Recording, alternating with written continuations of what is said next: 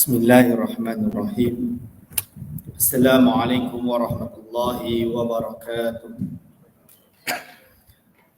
Alhamdulillahirabbil alamin. Wassalatu wassalamu ala asyrafil anbiya'i wal mursalin wa ala alihi wa ashabihi ajma'in. Wala haula wala quwwata illa billahil aliyyil azim. Allahumma la sahla illa ma ja'altahu sahla wa anta taj'alul hazana idza syi'ta sahla. Rabbi shrah li sadri wa yassir li amri wa hlul 'uqdatam min lisani yafqahu qawli. Amma ba'd. Ada yang dimuliakan Imam Tuan Nazim Masjid Syakirin yang saya hormati, pada segenap asatizah, para alim ulama, para a'immah yang mengikuti pengajian hari ini, pada segenap hadirin wal hadirat hafizakumullah. Alhamdulillah, bersyukur kepada Allah SWT kerana masih dapat meneruskan solat jamaah subuh kita dengan harapan amalan kita diterima oleh Allah Subhanahu wa taala. Selawat dan salam dicurahkan kepada junjungan besar baginda Nabi Muhammad sallallahu alaihi wasallam, dengan harapan syafaat uzma baginda kita berharap di akhirat kelak. Hadirin wal hadirat hafizakumullah. InsyaAllah kita berada pada muka surat 85. Muka surat 85 nombor 6 tentang 40 dosa besar. Agar supaya kita muhasabah diri insyaAllah. Bismillahirrahmanirrahim. Qala mu'alifur rahimahullah wa nafa'ana bihi wa bi'ulumihi amin. Dosa besar yang keenam adalah minum arak jikalau sedikit sekalipun. Tuan-tuan dan puan-puan hadirin wal hadirat hafizakumullah, arak ni bahasa Arab dia khamar. Khamar ini hukum dia haram secara ijma' dan tawatur. Ijma' itu konsensus, mutawatir itu atau tawatur itu adalah tidak diingkari, tidak mungkin terjadi pendustaan di dalam pengharamannya, kerana yang meriwayatkannya adalah segerombolan manusia, dalam arti para sahabat yang tahu Rasulullah SAW mengharamkan khamar di zaman mereka, dan mereka mengajarkan kepada semua murid-murid mereka di kalangan orang Islam secara segerombolan juga, dan tidak mungkin terjadi pendustaan. Maka apabila kita tahu khamar ini haram, jangan pula ada yang anggap khamar ini halal, kerana ini namanya istibahatu ma hurima, iaitu menghalalkan perkara yang diharamkan. Dan ini boleh menyebabkan jatuh dalam gugurnya iman kalau dia menghalalkan khamar. Jadi jelas khamar itu diharamkan walau sedikit sekalipun. Dengan sengaja sikit je lah, tak apa. Tak ada istilah kita duduk di negara Scandinavian country sejuk, maka kita terpaksa untuk minum khamar untuk panaskan badan. Jadi pernah terjadi iaitu di negara Arab, waktu saya di Maghribi, di negara Maghribi ada orang yang membuat teori kononnya boleh untuk minum khamar sebab nak panaskan badan. Ini fikih, dipanggil fikih lokal, locality, fikih locality. Waktu itu saya kata ini orang gila yang cakap macam ni. Orang gila yang cakap macam ni. Mana boleh? Kalau badan sejuk itu bukan minum khamar. Kalau sejuk maksud badan sejuk pula. Kalau negeri dia sejuk, itu adalah dengan bakarlah kayu. Pasanglah heater. Pasang heater ni lebih memanaskan badan daripada minum khamar. Kalau tidak pun paling-paling pun nak minum, minum air teh tambah jahe, bahasa Melayu dia apa? Halia. Ni halia tu baru boleh jadi panas badan dia. Tak payah dengan khamar, kerana khamar ini haram walaupun sedikit sekalipun. Ini kena tahulah dan kena hati-hatilah. Saya pernah pergi Belgium. Di Belgium tu ada Belgian chocolate. Oh, sedap tu, Masya Allah. Saya memang suka coklat. Coklat ni memang sukalah coklat ni. Kedah kata coklat kat situ adalah kawan bagilah satu kotak kan. Kita pada tahu kan, kita makan yang lain tu, tapi yang dalam bungkus tu kita tak tahu dia ada liker. Bila buka je bau pelik. Mak saya kata itu liker tu. Bismillahirrahmanirrahim. Kita buang lah.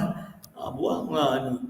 Sebab kita tak tahulah, saya tak tahu kat situ ada liker. Tapi jadi baru tahu yang dalam paket tu yang tu ada liker, yang lain tu yang biasa Belgian chocolate. Nasib baik dah tak masuk perut. Nauzubillahiminzalik. Semua kita buka bau macam pelik. Bau pelik ni ingat busuk ke apa? Oh, rupanya liker. Nauzubillahiminzalik. Kena hati-hati tuan-tuan dan puan-puan. Kita kena jaga diri kita, jauhkan diri kita dari segala benda-benda yang haram. Sebab apa? Kalau dia dah masuk dalam tubuh, hati kita gelap. Jadi macam saya kata dalam ilmu tasawuf, hati ni ibarat lembaran putih. Bila kita buat dosa sikit, dot kecil tu, kan? Buat dosa lagi, sikit lagi, dosa besar, kan? Dah makin lama makin hitam. Kalau hati yang putih tadi semuanya dah hitam, dia boleh menggugurkan iman. Bukan kita nak kata buat dosa menggugurkan iman, tidak. Kita tak kata seperti pendapat Khawarij. Akan tapi bayangkan orang tu dah terlalu banyak dosa, penuh dengan dosa. Dia nak solat pun dia rasa macam, alah aku dah buat dosa, buat nak solat. Dia start macam tu. Bila dah macam tu, lama-lama Tuhan tu ada. Kalau Tuhan ada, kenapa dia biarkan aku macam ni? Tengok tu, iman dia pun dah mula gugur, mula hilang. Akhirnya jatuh dalam kekufuran. Nauzubillahiminzalik. Kita tak nak. Oleh sebab itu, jangan sampai benda haram masuk dalam tubuh kita. Walau sedikit pun, jangan sampai. Biar kita bersih. Hadirin wal hadirat hafizah. Yang ketujuh adalah minum barang yang memabukkan yang banyak sekira-kira hasil mabuk, walaupun ia lain daripada arak sekalipun. Ini yang dipakai oleh ulama mengharamkan dadah, heroin, kokain dan lain-lain. Ustaz, kan dadah tu bukan daripada wine, dan yang khamr kan wine. Kita kata macam tu, bahasa Inggeris dia wine. Dadah ni kan bukan dari wine. Macam mana boleh haram pula Ustaz? Kerana dia memabukkan. Apabila memabukkan, menghilangkan akal, maka haramlah dia.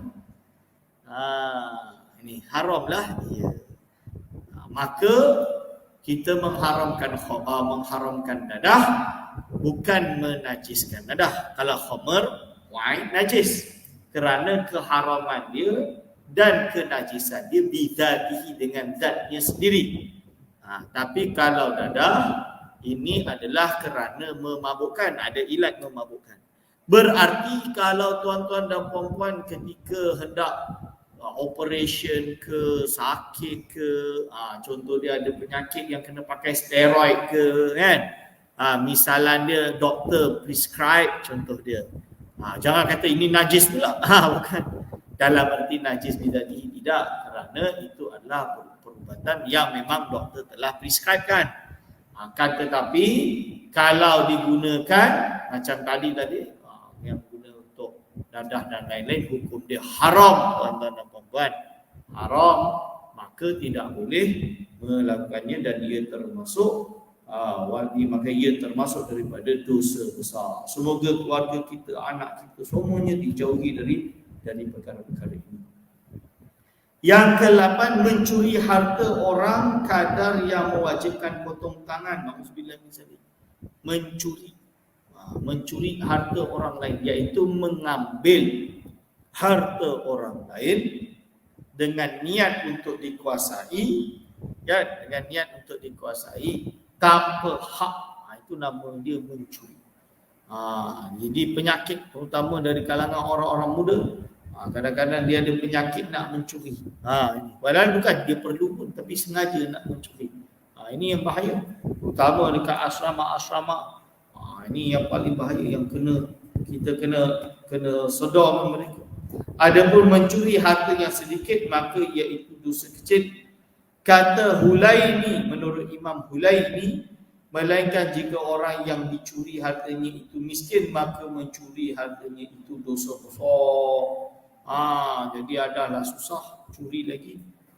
Nanti termasuk adalah makan harta anak yatim, tuan-tuan dan puan. Itu juga macam mencuri.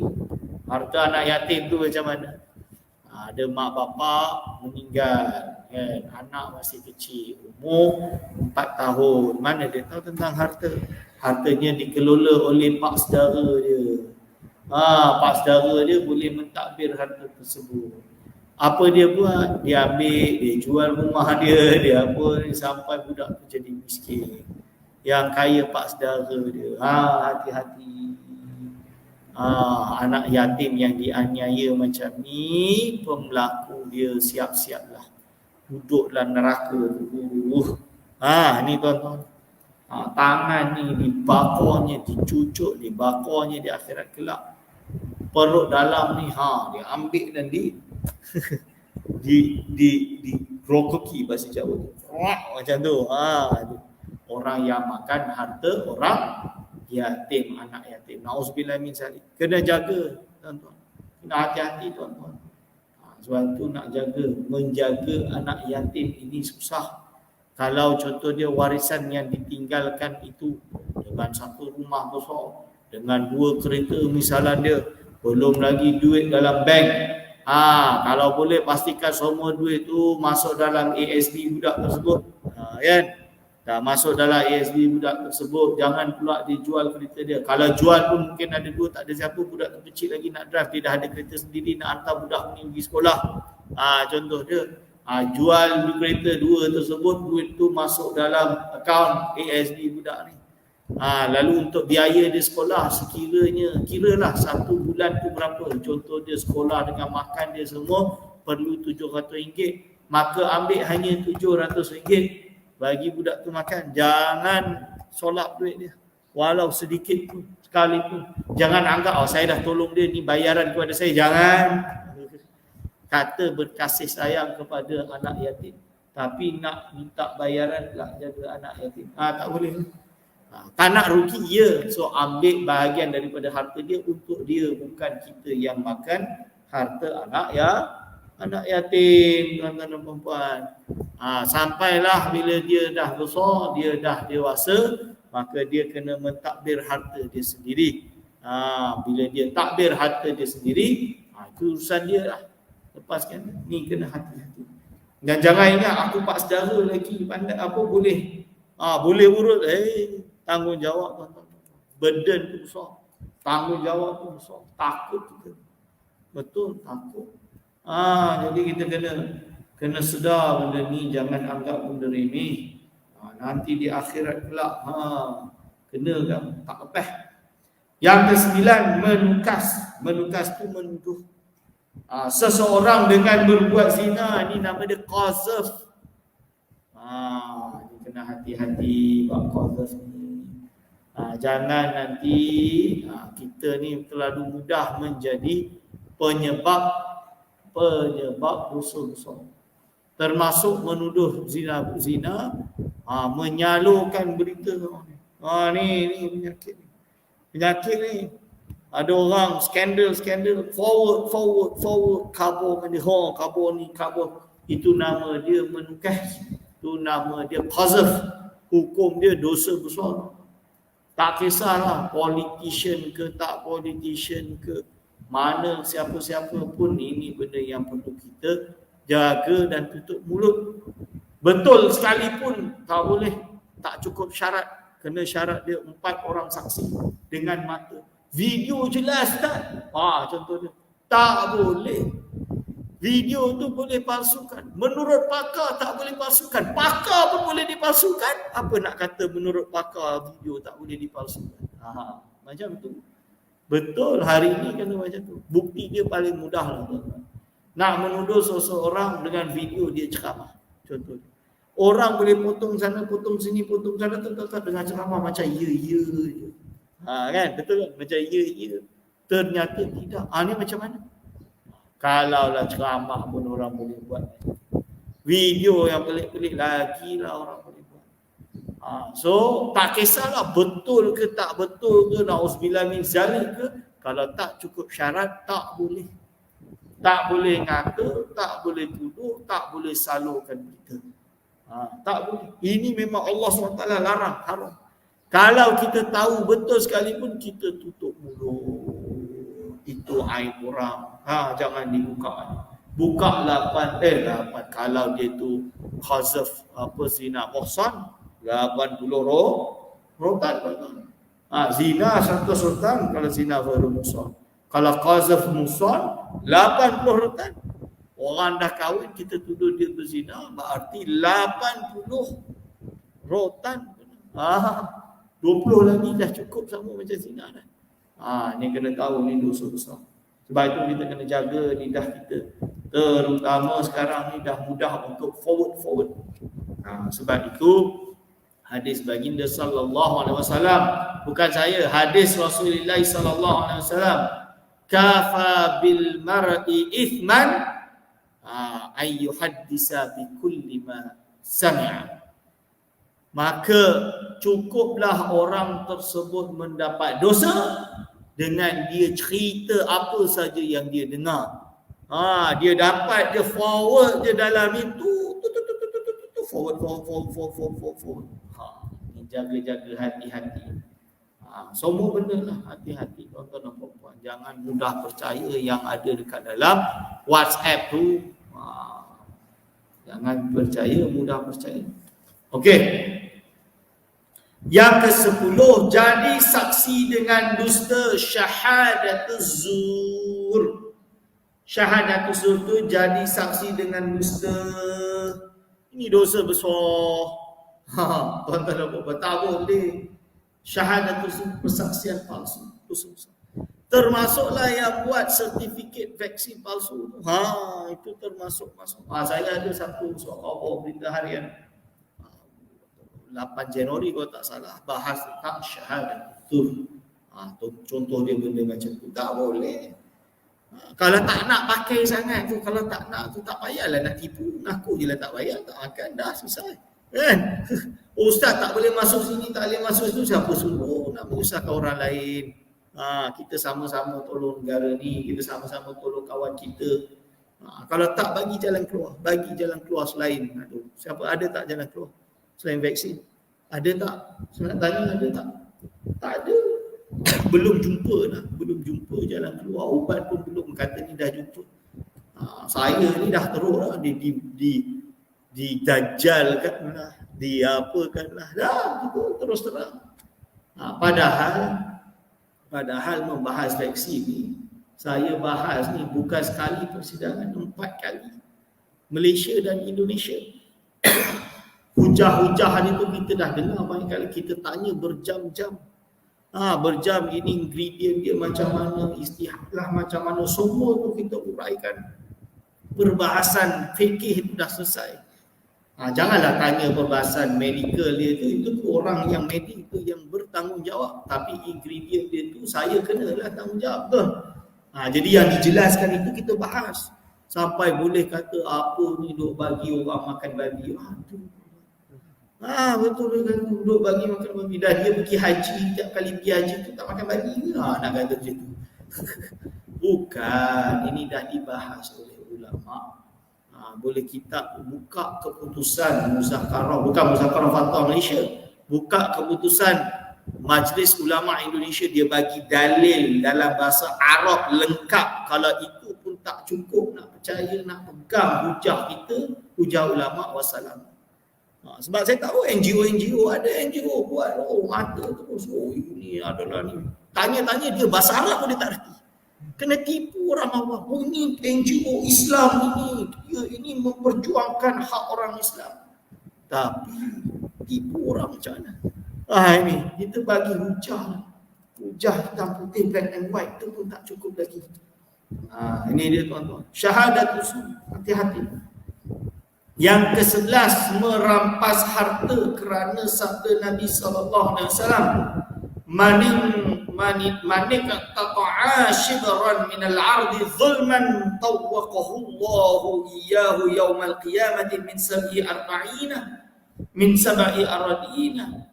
Iaitu maksudnya barang siapa mengambil sejengkal daripada bumi milik orang dengan aniaya, nescaya digalang-galangkan Allah Ta'ala bumi itu akan dia pada hari kiamat daripada 7 petala bumi. Ni hati-hati, jangan kita ingat saudara kita, adik kita, dia kaya raya, tak apa, adik sendiri bina rumah, kita ambil sikit tanah dia. Jangan. Harta orang, kalau kat Malaysia ni insya-Allah ada pejabat tanah lah yang memastikan ukuran tu tepat kan. Tapi kalau kat Indonesia tu ada pejabat tanah kadang banyak je kat kampung-kampung curi tanah. Jadi tanah tu macam ni, bina lebih sikit, alasan dia batu tu nanti jatuh. Kalah tanah sendiri, nak pergi ambil tanah orang macam mana?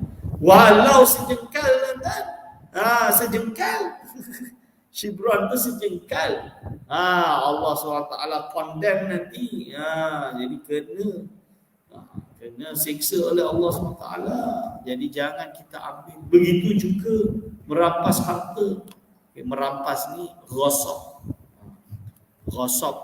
Contoh dia, tuan-tuan ada nampak slipper kita pakai tadi, slipper Jepun. Wah, sekali turun-turun, ni ada slipper mahal ni, buat tak tahu, tinggal slipper kita pakai slipper orang, bawa balik. Tapi kat Malaysia alhamdulillah lah, tak ada. Jarang lah, tak terjadi lah alhamdulillah di Malaysia. Kalau kat Indonesia memang selalu slipper saya kena gone tu biasa. Betul, dapat jatuh sikit dia slipper sama, yang ni baru, itu lama, dia ambil yang baru. Dia tinggalkan yang lama. Tapi ini insyaAllah kita jauhi perkara ini. Maka dikiaskan atas merampas bumi, merampas harta yang lain daripada bumi. Tak boleh merampas lain daripada bumi, termasuk slipper tadi. Okey. Yang ke-12, lari daripada saf peperangan dengan syaratnya. Ini adalah dosa besar askar.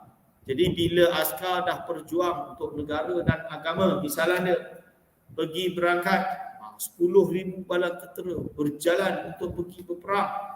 Sekali tengah-tengah didengar, askar dia musuh sebanyak 100,000. Mati katak, tinggal. Ini dosa besar. Lari, deserter ni adalah dosa besar, tuan-tuan. Ada di zaman Rasulullah sallallahu alaihi wasallam. Jadi nak pergi perang Badar, 300 lawan 1,000. Mana boleh menang? Yang 300 ni ada yang pergi senjata dia kayu.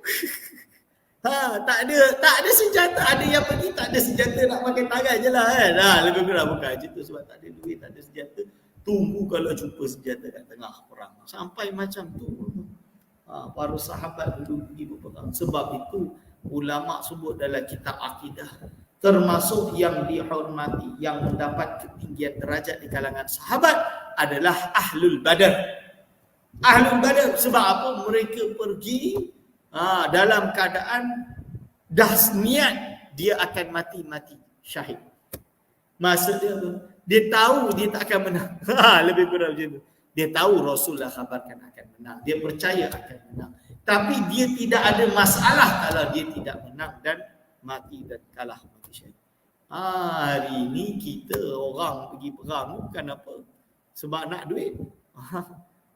Kalau saya tengok ada satu dokumentari orang Amerika, dia pergi jadi askar bukan sebab apa? Sebab ialah you dapat pusing seluruh dunia, and then dapat maisyah, dapat pegang senapang untuk tembak orang.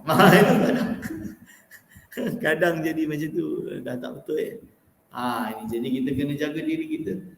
Jadi orang yang berperang menjadi askar, dah pergi jihad fisabilillah, jangan sampai mundur, jangan sampai lari daripada baris peperangan. Dosa-dosa.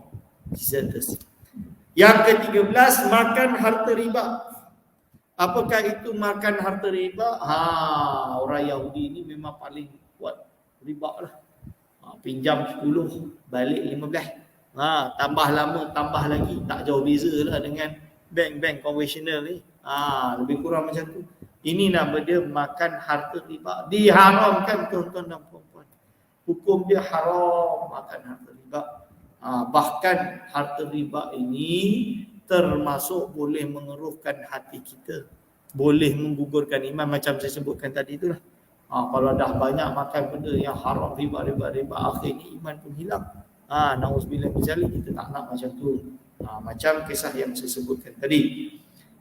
Ini makan harta anak yatim. Ini yang saya sebutkan panjang tadi lah. Ini dosa besar tuan-tuan dan puan-puan. Makan harta anak yatim. Kena jaga-jaga. Jangan sampai kita termakan benda yang diharamkan oleh Allah Subhanahu Wa Taala kepada kita. Yang ke-15, derhaka akan ibu bapa. Fala taqul lahuma uffin. Janganlah engkau kata kepada kedua ibu bapamu. Pun tak boleh. Tak boleh. Tak boleh.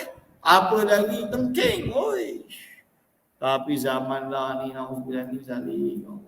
Allah. Ini dari kecil tak dididik ni masalah. Kena didik dari kecil. Tak boleh angkat suara. Jangan kalian semua angkat suara. Dia tuan-tuan dan puan-puan, ini yang kita kena didik anak-anak kita. Anak-anak kita hormati ibu bapa, hormati guru.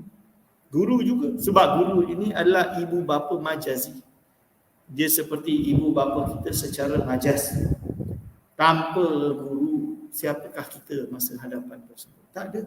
Nak tunggu, kadang-kadang ibu bapa sendiri tak ada waktu nak mengajar. Saya nak mengajar anak saya, susah. Nak mengajar susah. Saya mengajar tuan-tuan tu banyak kitab dah khatam. Dengan anak saya satu kitab pun belum khatam lagi. Aduh, betul. Dia mengaji Quran dengan mak dia, okey lah, mak dia boleh. Saya nak mengaji, dah tak ada time. Itu, so kena.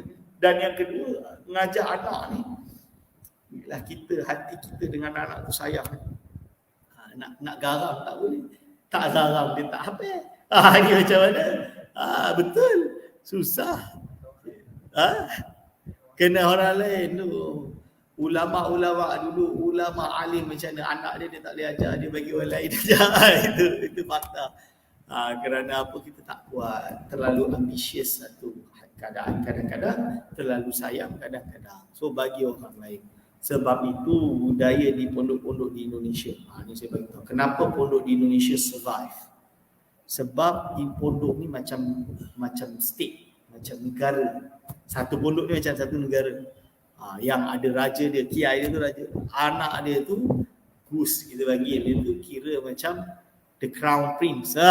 Ni dia punya putera dia lah, putera raja. Jadi cara dia orang kuatkan ni, anak ni lahir-lahir dah besar je sikit, dihantar di pondok tu. Biasanya dia hantar ke pondok tempat dia belajar dulu. Dihantar jadi alim. Lalu yang anak dia dah jadi alim, dikawinkan dengan pondok yang ni. Dia pun belajar, dia pun pergi duduk pondok ni sebab dikawin dengan pondok ni. Atau dia kahwin dengan anak perempuan tu, balik ke pondok dia. Ayah asal. Jadi kiai, contoh dia. Jadi hubungan dia tu kuat. Satu pondok. Biasanya anak kiai ni kalau tak kahwin dengan ning kiai tu tak boleh juga lah. Dia kena anak kiai dengan anak kiai juga, sampai macam tu. So antara satu pondok dengan pondok lain saling membantu, saling kukuh. Murid dia dari mula tak ada murid sampai sekarang 4,000 saya jumpa. Pondok kosong sekarang 1987 baru dibuka. Sekarang tahun 2022 dah 10,000 murid. Tapi bersungguhlah kiai dia mengajar, tak pergi mana-mana. Duduk situ mengajar A to Z, kitab dari kulit ke kulit.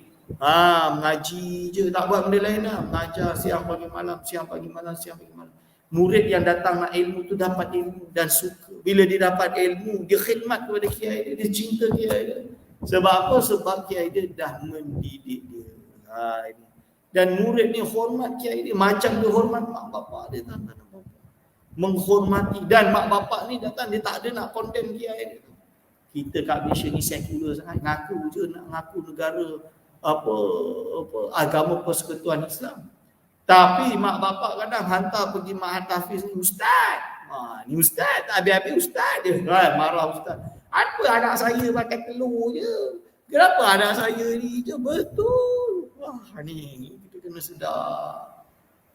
Itu ustaz tu guru kepada anak kita. Kalau tanpa dia anak kita tak ada ilmu.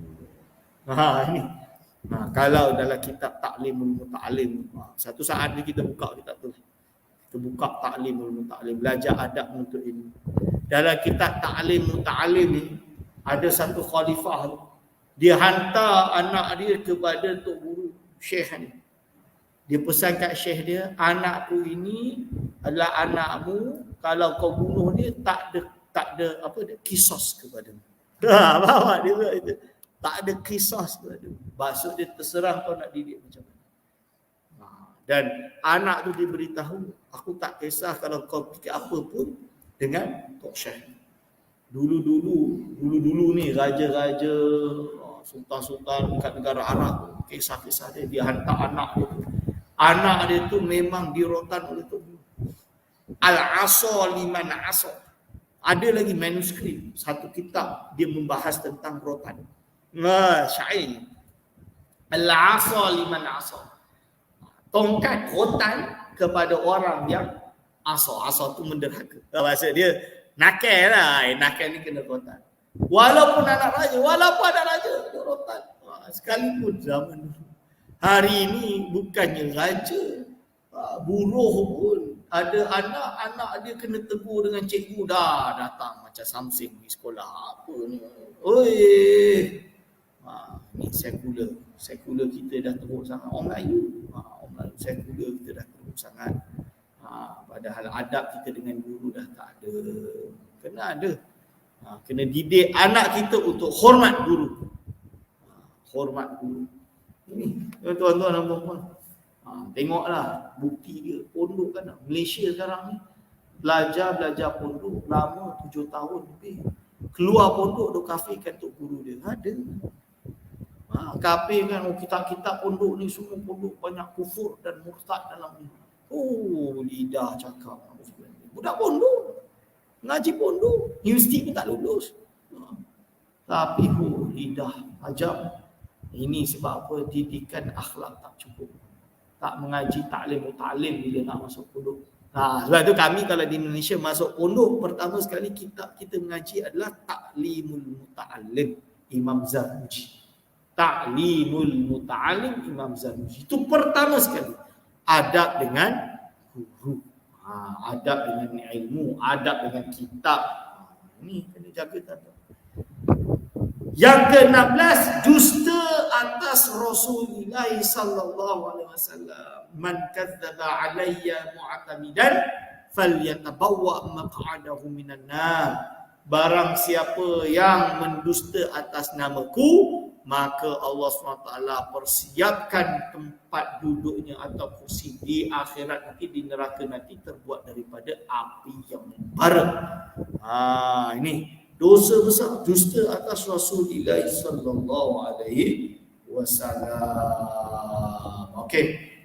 Terakhir, nombor 17 adalah menyembunyikan dirinya daripada jadi saksi dengan tiada uzur, padahal ia tahu akan yang disaksikan dan ia patut jadi saksi. Ini. Jadi kita punya civil obligation. Civil obligation ni kita kena belajar. Tanggungjawab sebagai masyarakat sivil. Kalau melihat ada satu kejadian diminta jadi saksi, jangan tolak jadi saksi. Dosa besar kalau tolak. Negara Arab ni dah teruk sangat.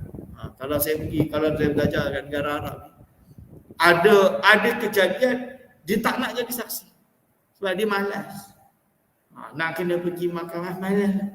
Jadi birokrasi tu menyebabkan susah untuk jadi saksi.